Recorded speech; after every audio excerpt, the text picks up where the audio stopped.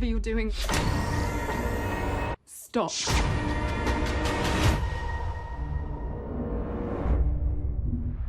Hey everyone, and welcome to my channel. As you can see, I've got this whole new background and lighting and stuff, so I'm just going to see how that goes. Now, I am very late on doing a video about the Cloverfield paradox. I probably should have done this a week ago, but oh well. I've been busy with school, work, and all that stuff, so I decided I would just do a quick video on this. Now, this review is probably going to include spoilers, so I guess I suggest you watch it first. Super Bowl has always been known for its great use of movie ads and trailers, and in this case, we were surprised with an ad for the third Cloverfield movie. Not only did we get to see a trailer for this movie for the first time, but we also discovered that this movie would be available for streaming instantly after the Super Bowl on Netflix. It made people very excited. It actually left me feeling a bit confused, but I didn't care because I was just excited to watch the new Cloverfield. I actually really like the idea of the Cloverfield anthology. I like the idea of having these different kind of sci-fi movies that are either loosely connected or just not connected at all. And I also like how they're able to get more people to go see movies that they wouldn't usually see. I think it's safe to say that the first Cloverfield is one of the better found footage horror movies, and it had a great marketing campaign. And then there's also 10 Cloverfield Lane, which is a movie that I absolutely love. So with that said, our hopes were high for this.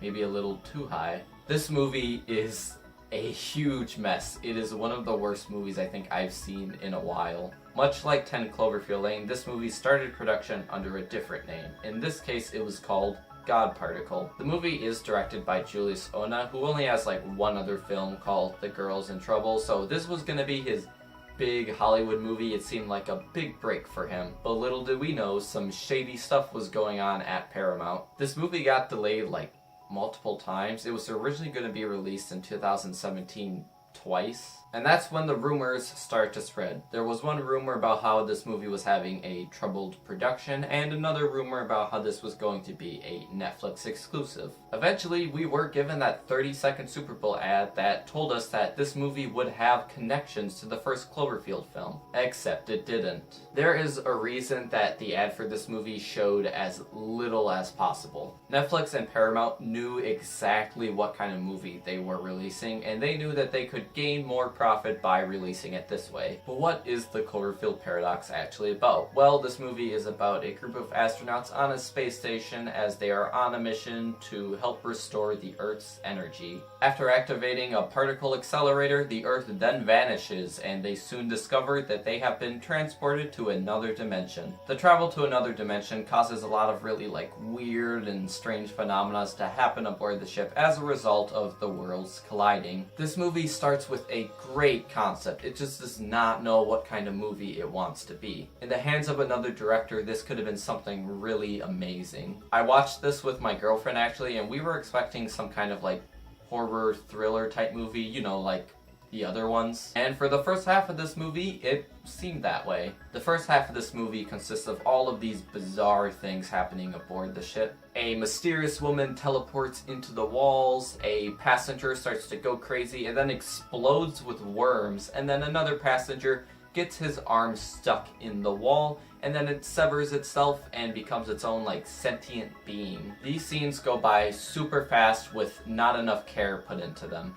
The scene with the girl stuck in the wall is actually pretty creepy. There's all those wires and cables are just going through her, and it kind of told me that even if the movie wasn't great, I would at least be watching something fun. I also think the arm getting stuck in the wall effect was pretty cool, with him moving his arm around and the wall moves with it. I think there was some debate amongst Paramount as to whether or not this would be a PG-13 or an R-rated movie, because I'm sure they wanted a PG-13, but then some of their best scenes, like the woman stuck in the wall, is definitely R-rated material. Scenes like that made me think that this movie would be Final Destination in space, each passenger dies in some weird, crazy way one by one. I mean, it wouldn't be anything perfect, but it would at least be much better than what we got. All of these events that do happen though feel completely wasted. Like I thought they were gonna do a lot more with like the sentient hand, but they just do nothing with it. Come on people, don't you want us to feel something? Second half of the movie is where they start focusing a lot more on the plot, and that's not a good thing. The whole movie just like slows down dramatically and starts to get really boring. It never feels like anything is at stake because we're just not invested. They also use a lot of terminology in this that just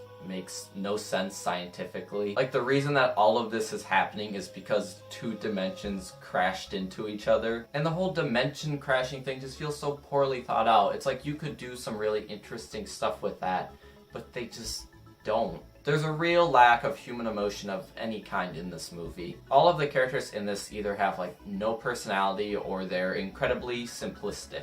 Everyone in this is way too calm when horrible things are happening. Like the guy who loses his arm is worried for like maybe a second and then he's over it. They also don't even feel like they are real scientists in this movie. They are constantly fighting with one another. Last year we had the movie Life, which I won't say is a great movie, but it is a lot better than this, and the scientists in that actually acted like scientists. Like whoever handpicked these scientists in this movie and thought that they would all work well together should probably be fired. The main actress in this movie has this whole plot about how her kids are dead and how in this world they're still alive so she has a chance to see them. And it's supposed to be the film's emotional core, like what we connect to most, but we just don't feel anything. And I think it's because it's like way too late into the movie that they try to give us this emotional backstory. Of course, Jensen, the woman who was teleported into the walls of the ship earlier, turns out to be evil and starts killing everyone. I think it has to do with like how she needs the device on the ship for the energy on her own planet. It's a really convoluted movie and I had a pretty hard time following what was going on. But like everything she does just comes off as so comedic. Like before she starts killing everyone,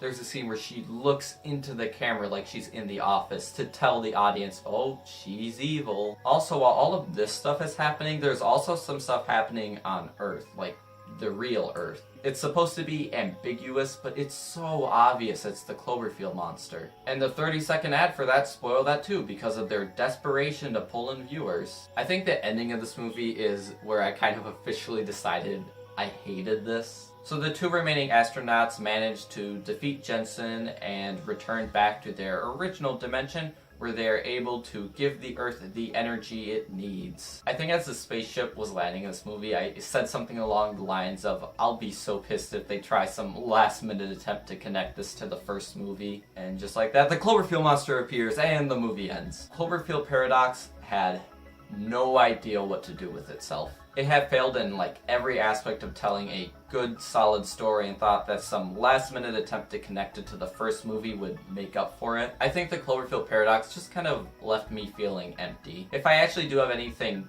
good to say about this movie, because I feel like I should be searching for the good in it, then I will say production design is really nice. I mean, the spaceship could look better, but for what it is, it looks pretty good, and I like the astronaut suits. I also think that this film gives me a much better appreciation of films like Prometheus and Alien Covenant, so I guess that's a plus. But I don't think that any of that is enough to save it. This film is like a huge mess, but in that sense, it's actually a pretty intriguing watch. It was also really nice to see like a movie release with absolutely no reviews for it at first so that people could kind of make up their own mind. I think afterward the audience actually seemed like surprisingly mixed on it, and some people actually really liked this movie. I don't know why, but good for you.